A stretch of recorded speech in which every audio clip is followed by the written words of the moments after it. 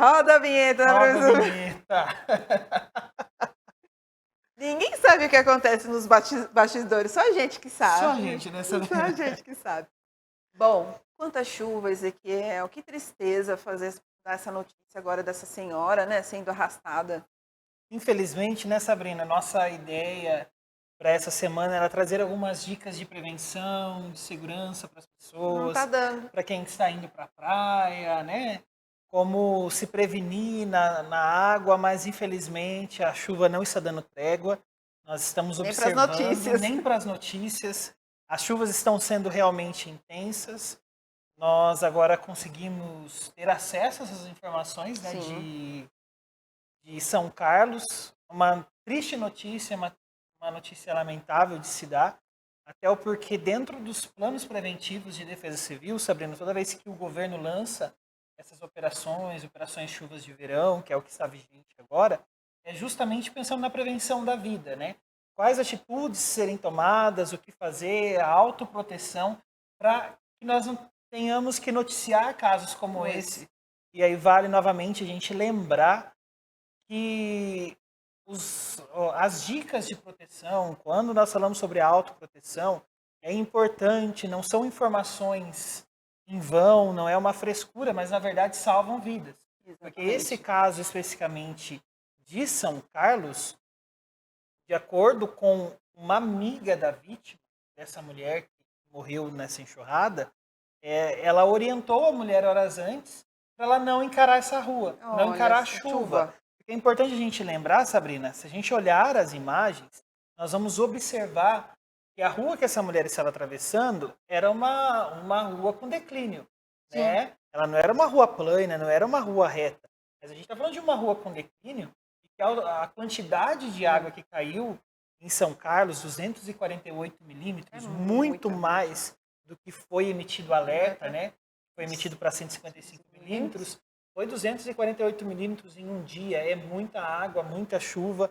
Não comporta, nenhum município comporta. É importante a gente lembrar disso, Sabrina, que não é simplesmente as ações de prevenção, mas nenhum município hoje tem estrutura para enfrentar uma quantidade de água em apenas um dia, como foi que aconteceu aí em São Carlos. Claro que São Carlos tem um histórico já grande de ocorrências de inundações, de alagamentos, grandes ocorrências. Como Capivari também. Assim como Capivari, né? São cidades que todo verão acaba sendo noticiada pelas inundações, pelos alagamentos. E São Carlos, dessa vez novamente, ali na região do centro da cidade, as lojas ali, todas afetadas, porque a água chegou a mais de 2 metros. Ali naquela região, muita água, especificamente onde essa mulher faleceu, era uma área de declínio. Ela foi orientada e é importante, vou trazer uma dica aqui, Sabrina, que é uma dica que quando eu estava na Defesa Civil, a gente fazia um trabalho chamado Defesa Civil nas escolas. A gente ensinava as crianças sobre a autoproteção. E a gente tinha uma aula específica sobre enxurrada. Quando a gente ensina enxurrada, a gente fala o seguinte: quando a água ela já estiver acima do seu calcanhar, já apresenta um sinal de risco. Então a água atingiu o seu calcanhar, não ultrapasse. Por quê? Porque a enxurrada ela tem uma força muito grande e ela faz você perder o seu equilíbrio. É diferente, por exemplo, quando você está no mar, que aí falam sobre quais as orientações, qual é o nível ideal de você ficar, até onde é seguro. No caso da enxurrada, como o próprio nome já está dizendo, é a força da água, a velocidade da água descendo muito rápida, cobrir o seu calcanhar ele já apresenta perigo, porque pode fazer você perder o equilíbrio. Então, numa situação como essa, não tente atravessar. A gente vê ali que a água estava, as imagens conseguem mostrar que a água estava já no joelho da mulher. E ela atravessou mesmo assim, ela insistiu, mesmo com orientações de amigos para que não fosse. E teve essa fatalidade. A enxurrada levou. E é uma situação, uma fatalidade, Sabrina, que poderia ser evitada. Porque assim, é uma situação trágica, porque ela perdeu o equilíbrio, ela foi levada pela força da água, e aí ela foi parar debaixo de um carro. E ela não conseguiu, a água não teve força suficiente para continuar levando ela, para ela passar aquele carro, e ela também não teve forças de sair dali. E aí? Então ela morreu afogada ali nessa situação, uma situação totalmente complicada. Depois que a água baixou, estabilizou tudo, alguém viu o corpo dela, chamou o Nossa. SAMU identificou, já testou o óbito no local. Uma situação totalmente triste. Outra situação alarmante, que é importante a gente falar sobre esse caso, foi esse rapaz que nadou nessa área de Água. inundação. De E a 2 gente, metros. acima de 2 metros, a gente precisa lembrar algumas coisas, que não se deve enfrentar áreas inundadas se você não é do Corpo de Bombeiros, se você não é da Defesa Civil, se você não é da Polícia Militar, Não nem da faça. Guarda Municipal, que são os órgãos de emergência que são instruídos para entrar nesses locais, vocês não entrem. É importante essa orientação, o que é dito, Sabrina, porque você não sabe, às vezes, uma das coisas que a gente já falou aqui, ó, antes de um rio transbordar, a força da água desse rio, a gente precisa lembrar que os sistemas de galeria estão levando as águas sempre para algum manancial. Sim. A força da água que está dentro do leito do rio, numa situação como essa, ela vai fazer com a água vai entrar, em vez da água das galerias saírem para o rio, a água do rio vai entrar nas galerias e é onde a gente chama do efeito refluxo. Que as tampas de bueiros, as galerias, elas explodem, né? Sobem as tampas. Então você não sabe se ali tem um bueiro, um PV, alguma coisa aberta ali, né? O PV, os postos de visitação, se aquilo ali está aberto ou não, se a tampa foi corrompida ou não. Então você pode cair dentro do sistema de galeria, pode haver uma cratera que se abre ali debaixo daquela água.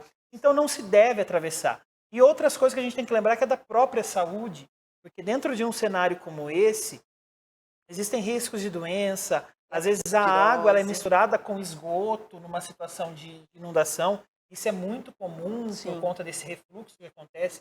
Pode acontecer dos PVs de esgoto abrirem também, e aí a água do esgoto se misturar com aquela água da chuva e do rio. Então a orientação é não entre nessas áreas. Se você não é um profissional, não se arrisque. A sua vida vale muito mais do que uma tentativa de travessia, como nós vimos aí. Sem dúvida.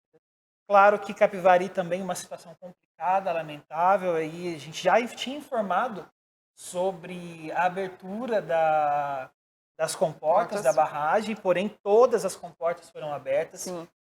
100% das comportas estão abertas e essa ação foi adotada, foi uma medida adotada para que não, a hora que descesse toda essa água que choveu para as cidades acima de Capivari, né, por onde o rio Capivari passa, não tivesse um impacto tão grande no município, mas isso não foi suficiente. Infelizmente, Capivari enfrenta uma das suas maiores inundações, de acordo com o levantamento que foi feito pela própria Defesa Civil, a maior inundação da história do município. Uma situação trágica, alguns pontos estão ilhados, os acessos da cidade estão mais complicados, e, inclusive começou a receber auxílio das Defesas Civis de outros municípios para ajudar nesse socorro.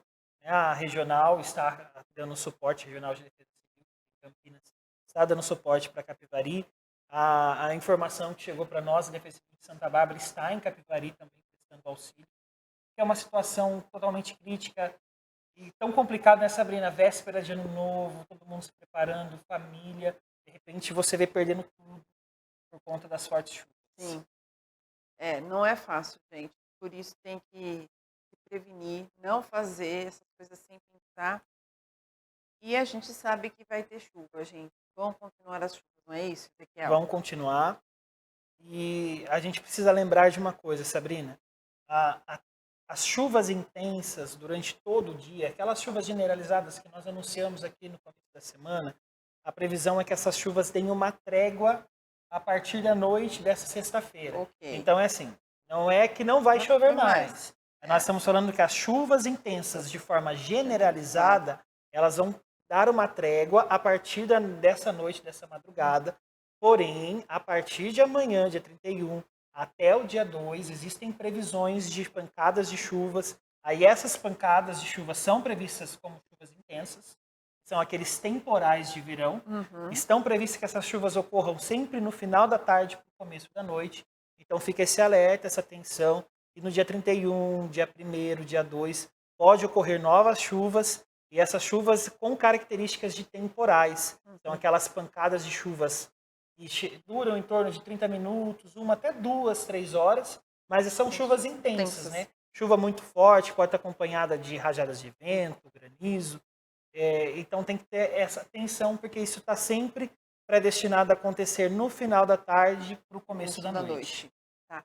Nós temos, inclusive, nossa equipe, eu vi que nosso grupo aqui mandou atualizado a previsão do tempo. Vamos falar um pouquinho da previsão? Vamos falar sobre a previsão? Vamos falar, pelo menos para esse final de semana o pessoal ficar preparado aí. Nós temos já começando aí para a cidade, eu acho que o Flávio vai passar para a gente, daqui a pouquinho o Flávio passa, mas só um minuto, a gente aguenta só um minutinho. Então, antes disso, só vamos dar uma informação da cidade de Piracicaba. Piracicaba, nós falamos sobre ela ontem, que ela estava para entrar em estado de emergência. Nós falamos isso ontem, era em torno de umas 7 horas, né, Sabrina? 8h30. E que já estava também já tinha 4 metros, 4,20 m na cidade de Piracicaba. Realmente, às 8h30 da noite de ontem, dessa quinta-feira, Piracicaba entrou em estado de emergência. O nível do rio chegou a 4,22 m. E ele baixou agora, viu, Sabrina? Mas ontem à noite ele chegou a 4,22 m. Teve pontos de inundação ali em Piracicaba. É um cenário crítico, é um cenário de risco para novas ocorrências. As chuvas que caíram ontem à noite em Piracicaba, que elevou e colocou o município em estado de emergência. Porém, o rio já baixou, caiu para 3,45 m, mas a cidade ainda está em estado de emergência, porque com as chuvas que ainda estão previstas e a quantidade de água que ainda está descendo pelos mananciais, né, nós não podemos esquecer isso, dos rios que desaguam no rio Piracicaba e que elevam o nível do rio. Então, ainda está em estado de emergência, porque pode ocorrer novas chuvas e pode elevar o nível do rio, causar novas situações de inundação na cidade. Ok. Agora, Ezequiel, posso fazer uma pergunta para você? Eu não vou deixar você em saia justa. Vamos lá. Vamos lá. Vamos lá. Não vem do Danilo essa pergunta, não, né? Não. Vem da decorrência e da consequência da nossa entrevista de hoje. Você acompanhou um pouquinho a nossa entrevistada de hoje? Pouquinho. Ela falou muito sobre que 2023 nós vamos estar num momento de explosões de emoções, porque vai ter o Sol e a Lua. E a Lua refere-se às tempestades, né? Às chuvas, às águas, enfim. E ela falou que vai ser um ano também de tempestades, e tempestades de emoções.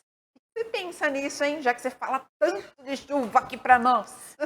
Olha, Sabrina, qual que é a sua expectativa de 2023? Porque você me perguntou lá no seu VT. Sabrina, 2023 eu espero que seja um ano melhor. Né? A gente sempre entra, a gente sai de um ano e entra no outro.